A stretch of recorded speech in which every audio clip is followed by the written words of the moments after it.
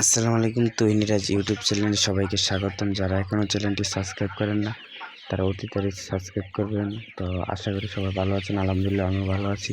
তো আজকে আমার কালারবাটের বয়স 40 দিন। 40 দিনে 5 দিনের ঠান্ডা ডোজ দেওয়া হয়েছে, আর বাকি দিন সাদা পানি খাওয়াইতেছি। তো ভাবছিলাম 35 দিনে বিক্রি করতে পারবো, কিন্তু বাজার অনেক কম। ব্রয়লারের বাজারও কম, লেয়ারের বাজারও কম, সপ্তাহের বাজার কম।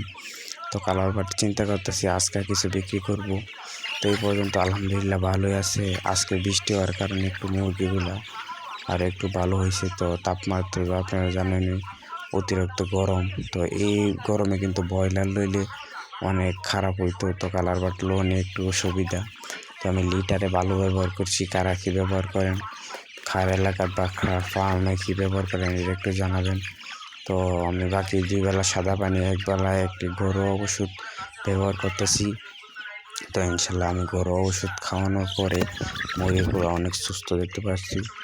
তো আরও লিটারে ভালো ব্যবহার করার কারণে ইনশাল্লাহ ভালো ঠান্ডার ডোজ দেওয়া হয়েছে। ইনচপ্টা কোম্পানির ডাক্তার উনি আইসা ভিজিট করে ঠান্ডার ডোজ দিছে। তো আলহামদুলিল্লাহ ভালো আছে দেখতে পাচ্ছেন আপনারা। একটু ঘন ঘন আছে, তার জন্য আজকে ভাবছি 700 থেকে 800 মুরগি বিক্রি করতে পারি। তো আপনারা সবাই খার এলাকার বাজার কিরম এটা একটু জানাবেন কমেন্টে। এরকম বাজার চলতে থাকলে বা করতে থাকলে কিন্তু খামারিরা অনেক লসের মুখে পড়বে। তো যারা এখানে এটা আছেন তারা একটু করবেন যে খাদ্যের দাম কমাবেন, বাচ্চার দাম কমাবেন, তাহলে আমরা মুরগির দাম কমাইতে পারবো। এরকম চলতে থাকে কিন্তু চলবে না।